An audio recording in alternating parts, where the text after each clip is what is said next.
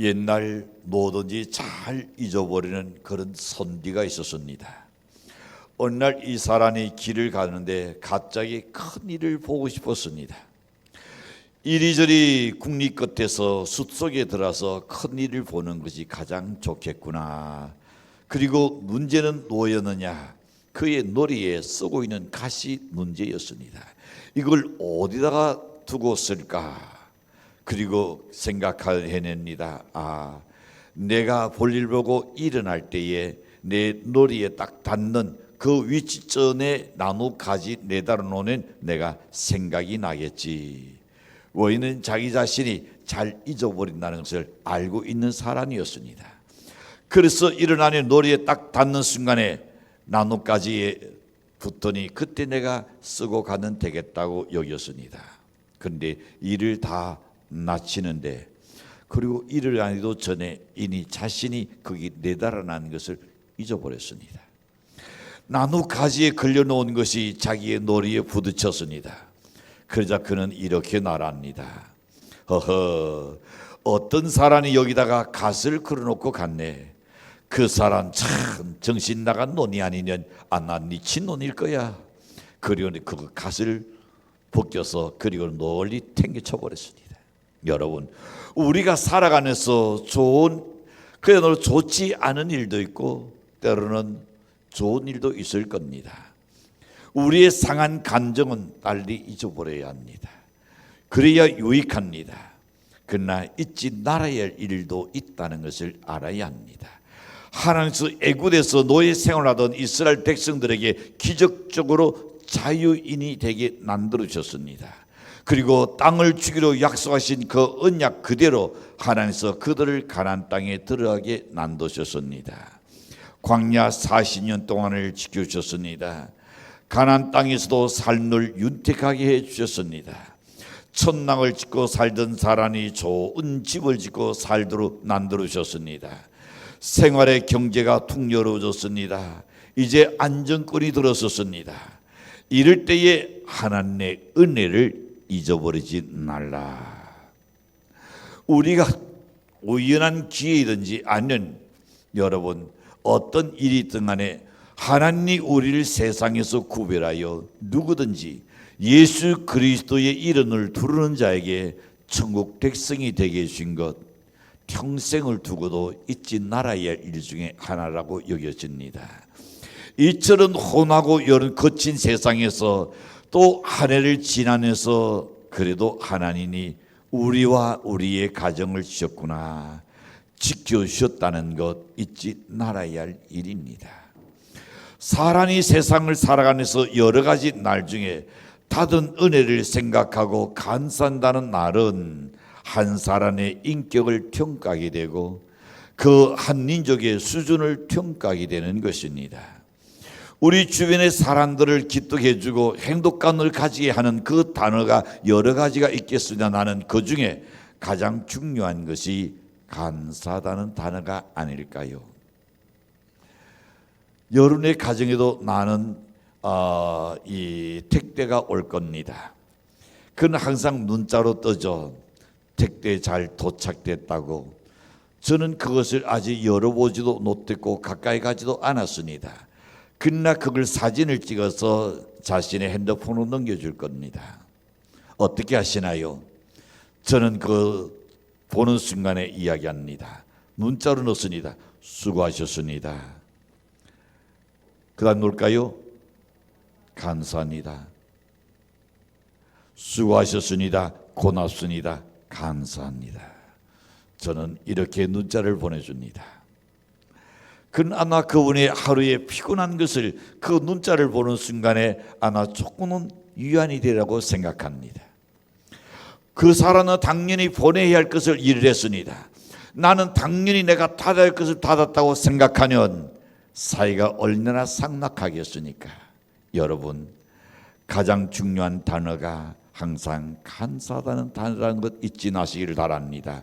이처럼 우리가 살아가면서 다양한 환경이나 조건 등 어떤 상황에서도 하나님의 은혜를 잊지 않고 항상 감사하다는 마음, 내가 그 은혜를 무엇으로 보답할까 하는 그 마음 말입니다. 우리 하나님 가장 기뻐하시는 일인 줄로 믿습니다. 2026년 이 한 해는 우리는 무엇을 잊지 말고 살아야 할까요? 그 첫 번째 생각해 봅니다. 천사들을 보내어 우리 앞길을 평탄케 하신다는 이 약속을 잊지 말아야 합니다. 하나님이 여론에 앞서 미리 다 일을 해놓으셨다는 겁니다.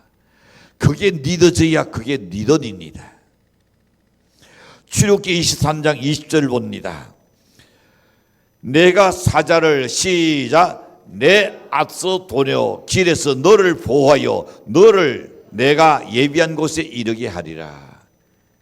내가 잘해서 잘된 게 아니라 하나님이 내가 내 사자 하나님의 사자를 정운 천사를 니보다 앞서 보내가지고 거기를 보호하고 지키시고 이 일을 이미 해놓았다는 겁니다. 믿으니까? 여러분이 똑똑해서가 아닙니다. 우리 좋아서는 더욱도 아닙니다. 만약에 열이 그렇게 잘 되고 있다면 하나님이 천군 천사를 보내서 내 앞서 나를 보호하실 뿐 아니라 나의 길을 이니 형통케 하셨구나. 할렐루야. 그게 믿어야 합니다. 눈에 보이지 않는 영계에서 하나님의 신두는꾼인 천사를 동원시켜서 우리가 무엇을 하든지 먼저 앞서 가서 평탄하게 주신다는 것, 이 한 해 동안 우리는 믿어야 합니다. 이 날씨는 미지를 향하는 우리 성도에게 엄청난 축복의 하나님의 약속입니다. 우리가 생각하기에는 외로운 것 같습니다. 때로는 힘이 없는 것 같습니다. 나 홀로 있는 것 같습니다. 우리 하나님은 외롭게 내버려 두지 아니하시고 그와 같이 버리지 않는다고 약속했습니다.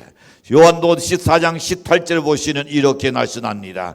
함께 읽겠습니다. 시작. 내가 너희를 고아와 같이 버려두지 아니하고 너희에게로 오리라.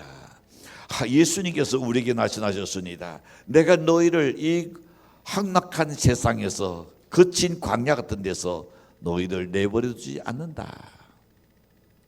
그와 같이 내버려두지 않는다 했습니다. 마태복음 28장 20절에서 이렇게 말씀합니다.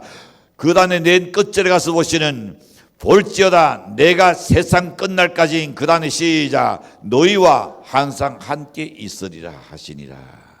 하나님이 여러분과 함께 한다는 것, 그게 여러분 하나님의 약속입니다.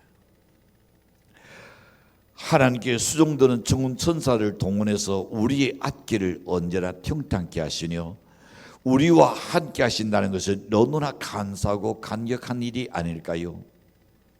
이스라엘 백성들은 가나안에 들어가기 위해서 여리고성을 함락시켜야 했는데 이거는 도통 일이 아니었습니다. 여리고의 성곽이 얼마나 견고한지 나차가 다닐 정도로 넓은 두께의 성곽입니다. 거기다가 또한 내성을 그들은 또 쌓아두었습니다. 여리고는 훈련된 군사가 많이 있었습니다. 신무기도 그들은 지니고 있었습니다. 근데 이스라엘 백성들은 반대적으로 어떨까요? 그들은 노예 생활하다가 그야말로 갑자기 자유인이 되어서 나왔습니다. 장정은 60난이 있었습니다.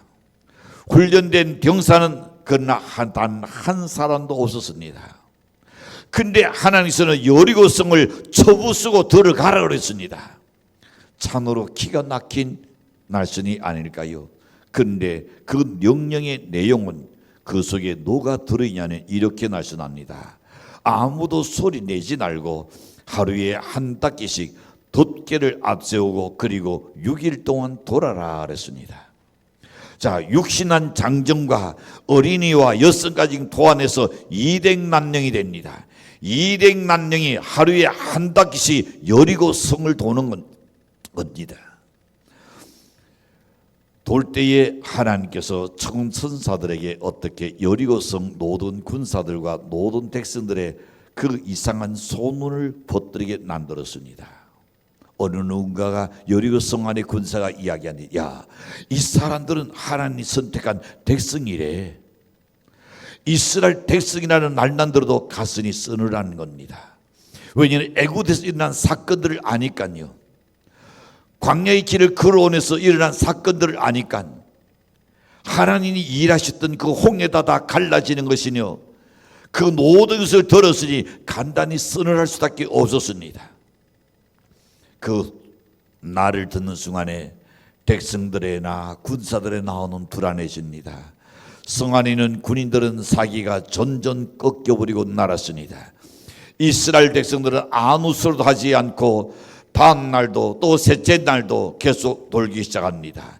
민족의 대이동을 아무 날 없이 닷새 여새까지 계속 하루에 한 바퀴씩 그들은 돌았습니다. 사랑하는 성도 여러분, 오늘날과 같은 이 경제사회에서, 때로는 경쟁사회에서, 심지어 생존 전쟁이라는 이 사회 속에서 공부를 하든 취직을 구하려고 하든 아니면 사업을 하든 항상 여론 속에 나는 부족하다, 나는 약하다, 나는 땡도 없는데 나는 아무것도 할 수 없다, 그런 생각 안 할 수 있기를 바랍니다. 왜 그럴까요? 하나님이 네 앞서 사람을 보낸다 그랬습니다. 싸움을 해도 여러분, 키가 작고 덩치가 작은 사람이 앞에 있는 상대가 나보다 덩치가 더 커요. 근데 그에다가 내 자신을 바라보는 쫄아버릴 수밖에 없을 겁니다. 지우누기로 들어갈 것 같습니다. 그러나 기왕 싸워야 한다면 당당하게 야! 한 돈 더 벌볼래? 이러는 키가 크고 덩치가 큰 놈도 썩은 눈이 어떨까요? 꽁눈을 살짝 뒤로 뺍니다. 여러분, 아무리 기운 센 사람도 대장 좋은 사람에게는 못 이기는 법입니다. 골리앗이 다윗에게 칼 한 번 휘둘러 보지 못하고 죽었습니다. 왜 그럴까요? 하나님이 앞서 일하기 때문입니다. 있으니까 다윗이 여러분 그렇게 훌륭해서가 아닙니다. 그렇게 영사수였기 때문이 아닙니다.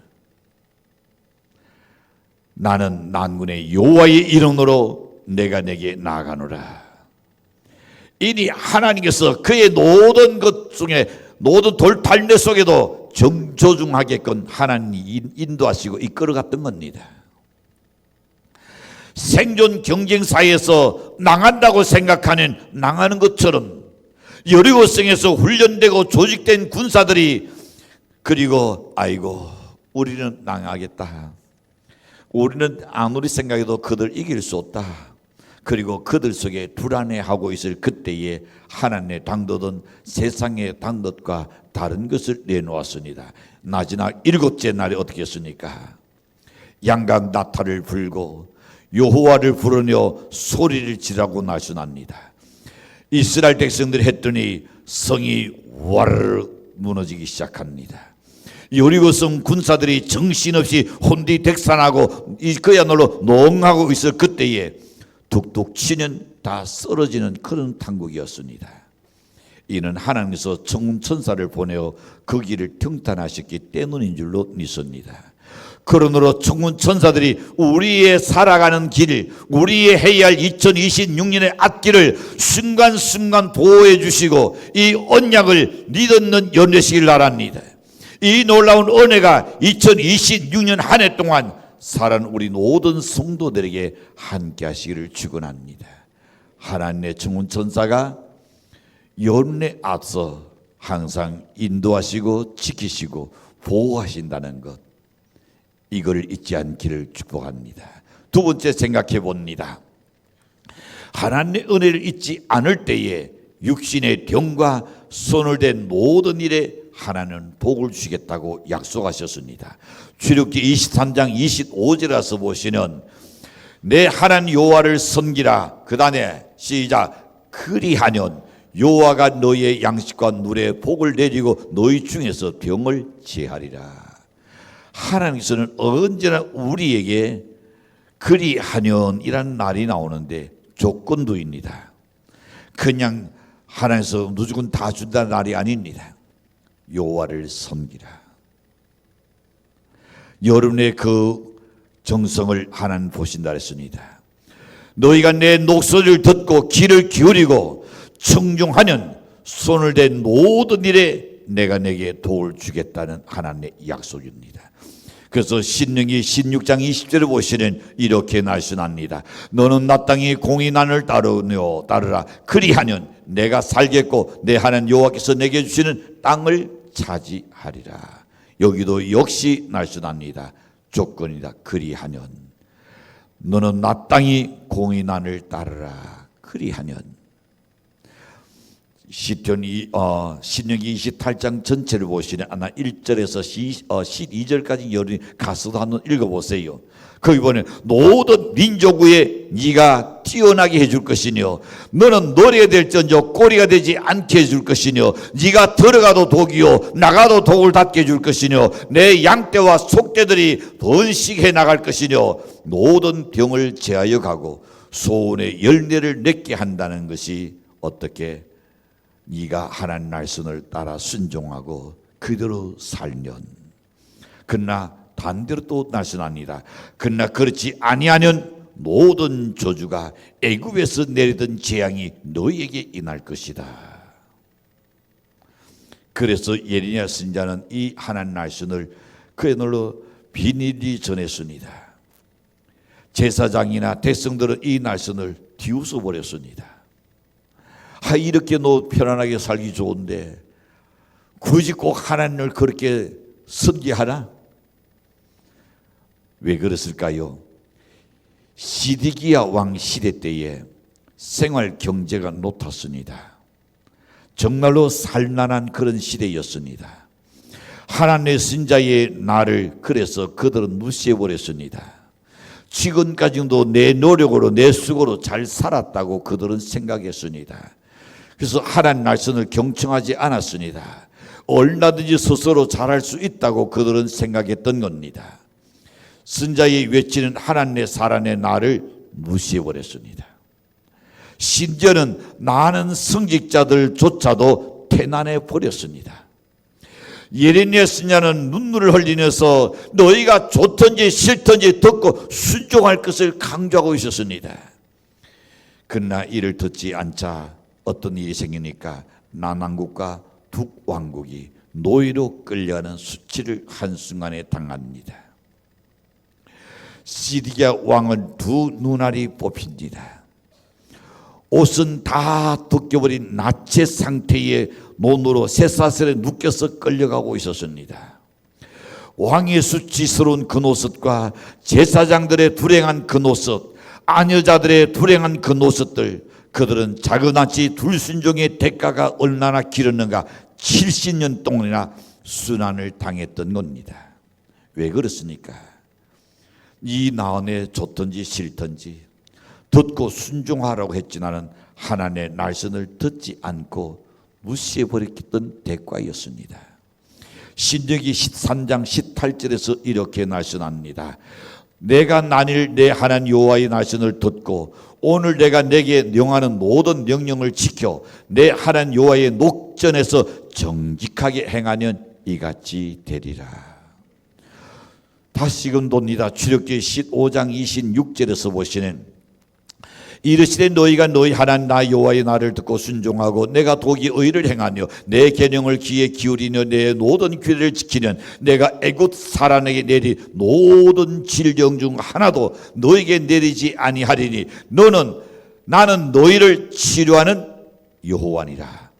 하나님은 여러분을 치료하시는 하나님으로 믿습니다. 근데 우리는 어떻습니까? 하나님의 말씀에 순종하기보다는 내가 내 자신을 더 염려합니다. 내가 내 자신을 더 걱정합니다. 내가 내 자신을 더 보호하려고 합니다. 인명은 제천하고 나라입니다. 하나님이 여러분을 보호해 주셔야 할 줄로 믿습니다. 하나님이 지켜주셔야 할 줄로 믿습니다. 하나님이 우리에게서 손이 떠나버리는 악한 영이 우리를 잡을 수밖에 없는 겁니다. 그런 거로 여러분 우리는 하나님은 우리에게 나는 너희를 치료하는 여호와다. 모든 규례를 지키는 내가 애굽에서 내린 모든 질병 중 하나도 너에게 내리지 않겠다 그랬습니다. 나는 너희를 치료하는 여호와다. 나태동 8장 17절을 보시는 또한 이렇게 날씬합니다. 이는 선지자 이사야를 통하여 하신 날씬에 우리의 연약한 것을 친히担당하시고 병을 짊어지셨다 하늘 이루려 하시니라. 예수님께서 십자가에 달리신 것은 우리의 연약한 부분들, 우리의 또한 질병을 친히担당하기 위함인 줄로 믿습니다. 출애굽기 23장 25절 다시금 우리는 봅니다. 내 하나님 여호와를 섬기라. 그리하면 여호와가 너희의 양식과 물에 복을 내리고 너희 중에서 병을 지하리라. 제일 억울한 것이 뭡니까? 이 병이란 것이 참 무서운 거예요. 육신이 고생할 만큼 고생하잖아요. 내가 있는 돈 다 병원에 갖다 바치고도 쩔쩔대는 게 병입니다. 아니 쩔쩔늘게 만드는 것이 이 병입니다. 그저 선생님하고 머리를 숙이고 사정하는 게 병입니다. 얼마나 아깝습니까? 내가 고생하고 내 돈 갖다 버리고 그렇지 않으려는 하나님의 명령에 순종하고 사는 연대시를 주여 축복합니다. 사무엘상 15장 22절에서 보시는 이렇게 날씬합니다. 수양이 제사보다 낫고 순종이 제사보다 낫고 듣는 것이 수양의 기름보다 낫다. 순종이 하나님께 제사하는 것보다 더 낫고 듣는 것이 수양의 기름보다 낫다. 순종 없는 예배는 예배가 아니라 그랬습니다. 하나님 말씀에 순종이 우선입니다. 하나님께서는 여러분 합리적이냐 논리적이냐가 그게 중요한 게 아닙니다. 하나님 말씀에 따르느냐 안 따르느냐가 더 중요한 줄로 믿습니다. 사람들은 그 일에 대해서 사건에 대해서 합리적이냐 논리적이냐 생각했더라면 여리고를 행진하는 이스라엘 백성들이 돌겠습니까? 아이들도 기가 막힐 일입니다. 그냥 돌아가면서 돈다 해서 여러분 성이 무너질 것 같습니까? 말도 안 되는 이야기입니다. 합리적이냐 논리적이냐 생각한다면 우리가 하나님 앞에 순종할 일이 거의 없을 겁니다. 못할 겁니다. 그러나 하나님은 어떤 것을 통해서 그게 논리냐 합리냐를 떠나서 네가 순종하느냐 안 하느냐에 따라서 역사하시고 축복하실 줄로 확신합니다. 그런 거로 고린도후서 1장 20절에 가서 보시는 이렇게 날씬합니다. 그리스도 안에서는 얼마든지 뭐라 했으니까 예가 되나니 그렇습니다. 예수 안에서는 예가 되지 아니오는 없습니다. 하나님의 날씬에는 언제든지 예지 거기는 아니오가 있을 수 없단 말입니다. 내 생각이 안 나져도 합리적으로 안 나져도 논리적으로 안 나져도 그냥 하나님 날씬이니까 모든 전지전능하신 그분이 날씬하시는 그대로 된다. 그게 리더입니다. 아멘. 그걸 믿어야 합니다. 그렇게 믿는 자에게 하나님께서 기적의 역사가 일어난다 그랬습니다. 순종하여 기적을 만드는 하나 되시기를 주님으로 간절히 축복합니다. 세 번째 생각해 봅니다. 하나님의 은혜를 잊지 않을 때에 우리의 삶을 윤택하게 하신다는 말씀입니다. 이게 하나님 약속입니다. 출애굽기 23장 26절에 가서 보시는 이렇게 말씀합니다. 내 나라에 낙태한 자가 없고 임신하지 못하는 자가 없을 것이라 내가 너의 날수를 채우리라. 출애굽기 23장 27절입니다.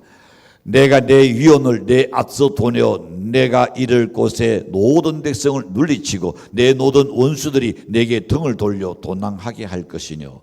하나님이 그렇게 해주신다는 겁니다. 자, 그 다음에 28절에 가서 보시는 이렇게 말씀합니다. 내가 왕벌을 내 앞에 보내리니 그 벌이 히위 족속과 가나안 족속과 헤일 족속들 내 앞에서 쫓아내리라. 여러분 왕벌 보셨나요? 우리 가끔 교회보다는 해나다 꼭 큰 벌들이 지어놔요. 거기는 크야놀로 왕벌이 누런 왕벌이 있습니다. 근데 그걸 보면 어떨까요? 아이들 어른들 학교도지 다 도망가요. 한당 쏘였다면 목수들 잃을 수도 있기 때문에. 그래서 언제나 그때마다 119가 와가지고 깨끗하게 정리를 해주고 있죠. 하나님께서 이 공중에 있는 모든 곤충을 통해서도 여러분의 길을 형통케 해주실 줄로 믿습니다. 그게 하나님 하시는 일입니다. 그게 하나님의 역사입니다. 여러분, 이 날씨는 노니까 윤택한 삶을 주시겠다는 겁니다. 형통한 삶을 보장하시겠다는 하나님의 약속입니다. 하나님 날씬에 순종하고 하나님의 은혜를 잊지 않고 산다는 그 사람의 삶은 언제나 윤택한 삶을 살 수 있다. 그래서 앞서 우리는 보았습니다. 그 은혜를 무엇으로 돋아달고 그 마음 갖고 사시는 연대시기를 바랍니다. 그 대표적인 사람 우리 다윗 한 사람을 생각해도 있습니다. 오죽하는 날라 뒤틀어져 있는 녹을 수 없는 진설병까지 달라고 해서 녹았던 사람이 다윗이었습니다. 도망갈 때 그때 날입니다. 다윗도 빈궁한 시절이 있었습니다. 다윗도 어려움에 부딪혔을 때가 없잖아 있었습니다. 그래서 그는 양치는 그 양들을 좀 돌봐주고 그리고는 나발에게 사람을 보냈습니다.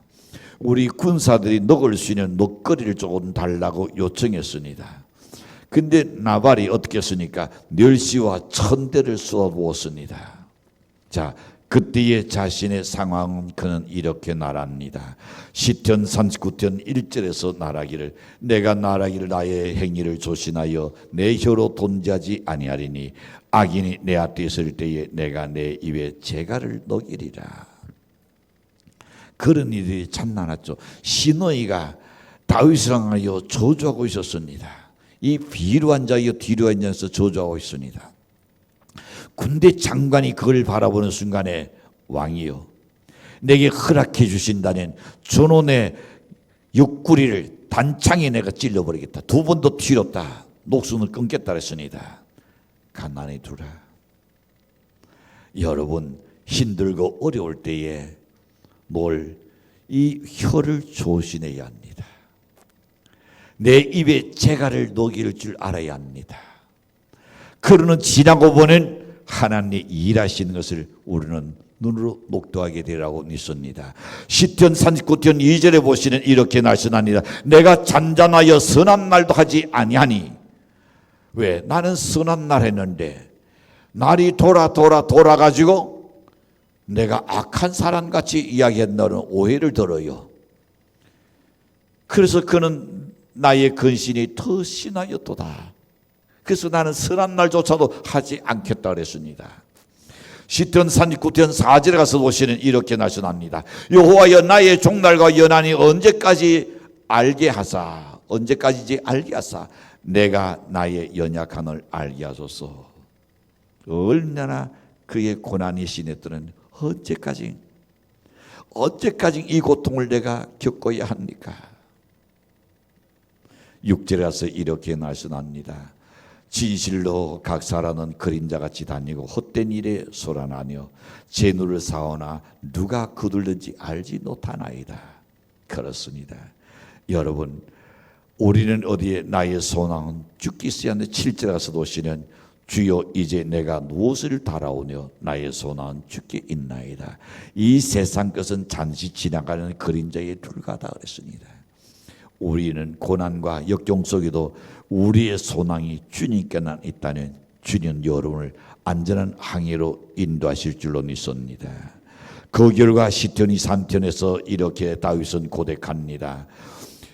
여호와는 나의 녹자시니 내게 부족함이 없으리다. 그가 나를 푸른 풀밭에 누이시며 실난한 물가로 인도하시는 도다. 내 영혼을 소생시키고 자기 이름 위하여 의의 길로 인도하시는 도다. 내가 사망의 언친한 꼴자리로 다닐지라도 해를 두려워하지 않는 것은 주께서 나와 함께 하시니라. 주의 지팡이와 낙대가 나를 안위하시나이다. 주께서 내 원수의 녹전에서 내게 목재에서 내게 상을 차려주시고 기름을 내 머리에 두었으니 내 잔이 넘치나이다. 내 평생의 선하심과 인자심이 반드시 나를 따르리니. 믿습니까? 어떤 길을 걸어도 하나님 안에 내가 있으면 하나님 말씀만 부여잡고 산다는 억울한 일을 당해도 여러 가지 원통한 일이 당할지라도 내가 내 입을 열지 아니하리라. 그리하면 내 평생의 선하심과 인자심이 반드시 나를 따르니 내가 여호와의 집에 영원히 살리라. 그는 그 고백 속에서 부족함이 없다고 말합니다. 사랑의 언친한 꼴짝이라는 단어 나옵니다. 해받을 일을 이야기합니다. 누수한 원수들의 등에 그야말로 이런 단어들이 누수히 나오진 않은 얼마나 힘들고 어려웠으니 그런 이야기가 나왔을까요?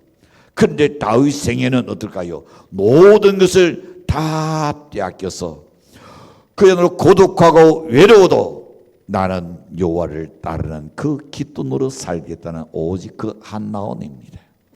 세상 것 잃어버려도 나는 하나님을 결코 놓지 아니하리라. 아무리 풍랑이 불어도 나는 하나님의 날씬의 줄을 놓지 아니하리라. 그렇게 살 수나 있다면 하나님께서 청운 천사를 통하여 여호와를 반드시 이 한 해도 인도할 줄 확신합니다. 그래서 10편 때 19편 164절에서 이렇게 말합니다. 주의 의로운 규례들로 날려나 내가 하루 냈던